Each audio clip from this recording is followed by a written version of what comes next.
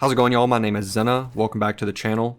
Today I wanted to take a closer look at the updated Season 5 Vault ARs and class loadouts. I have used these weapons non-stop since Season 5, so I feel like now is a good time to discuss them with y'all. Overall, the update has been a positive experience for me, although nothing is perfect in Battlefield 2042. Season 5 is not without its flaws. I'm still getting used to the spread changes, but I can confirm ARs are plenty viable in Season 5. They feel very rewarding and fresh to use. I hope that feeling doesn't disappear in 2 weeks. That's kind of why I haven't put them down besides the two new Season 5 guns, the G36 and the XCE bar. I will say you are at a slight disadvantage at range compared to LMGs or maybe even SMGs in some cases. You have to be careful with those full auto sprays past 40 meters. If you don't burst fire, you'll start seeing bullets flying 90 degrees out of the barrel in the wrong direction. Once DICE dials in the spread changes across the board to the other weapon categories, we might have some solid gun balance in 2042. We just have to hope they execute this correctly. Also, before we go further with attachment setups, I want to give y'all the heads up on how I set up my plus menu. This applies to almost every gun in the game, not just the Vault ARs. So starting with sights. 99% of the time, I'm running a red dot. For my swaps, I normally do a thermal or maybe a long range option. For ammo, I always use extended mags with extra magazines to swap. Ammo types differ between weapons, but normally I stay with the standard ammo. I don't use high power, armor piercing, or subsonic. Obviously, there are exceptions to this, but just as a general rule to go by. For my underbarrel attachments, I'm either running LWG grip or a laser sight.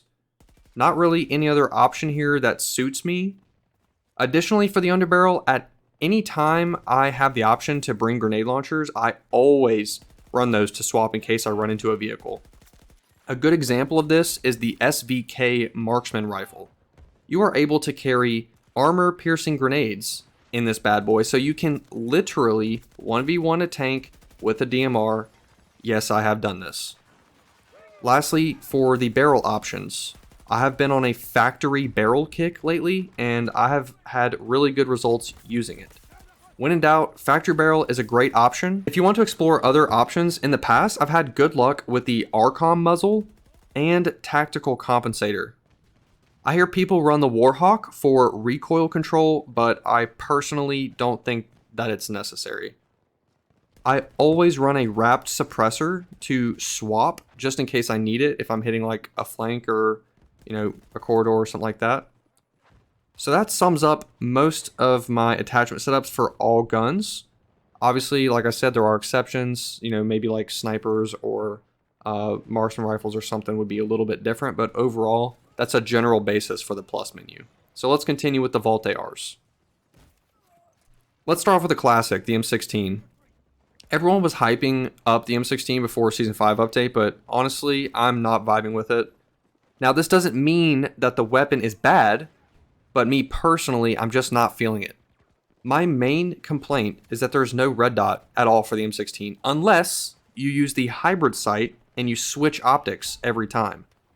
I don't really understand why they removed the reflex and didn't add the fusion hollow, like with the other guns. Maybe y'all can help me out on this dilemma in the comments. Overall, the M16 is still a solid choice, don't get me wrong, but you have to enjoy using this gun, and I simply just don't enjoy using it. There are other guns that I would rather use. For attachments, in case you're curious, I ran the thermal, sight, the 125. I ran extended mags, obviously with ammo to swap, STNR laser or the LWG, and a factory barrel.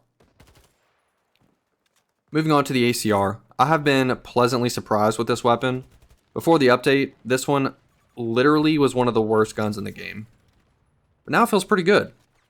Not RM68 good, but it's largely improved from how it used to perform.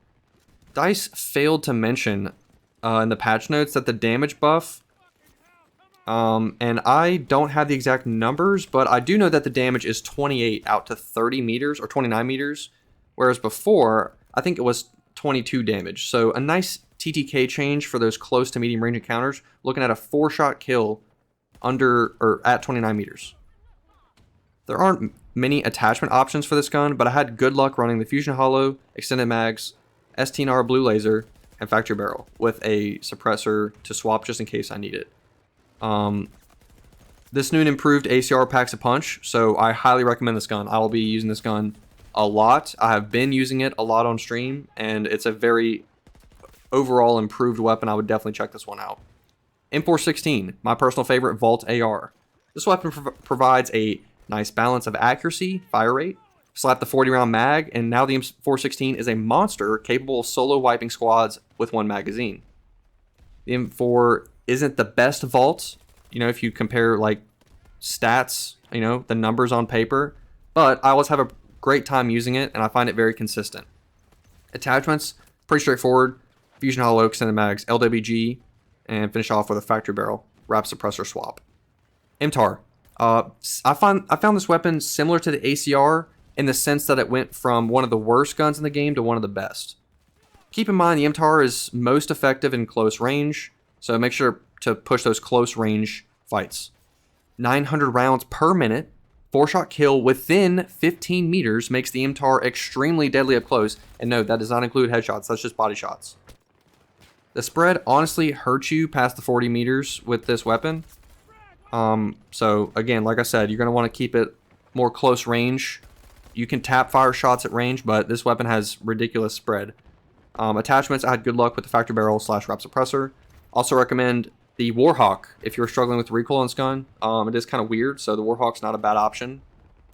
Fusion Hollow, of course, extended mags, underbarrel around LWG, or the laser is obviously fine as well. You can really never go wrong with the laser. Moving on to the A91. I'm still playing around with this weapon, but I had really good luck running a wrap suppressor on this thing, playing off the flanks, rooftops, going around back. Similar to the MTAR, I gave this weapon the SMG treatment. Just played most of my matches up close and personal, although I did find the A91 to be more effective at range compared to the MTAR. I found the A91 very enjoyable, had great games using it.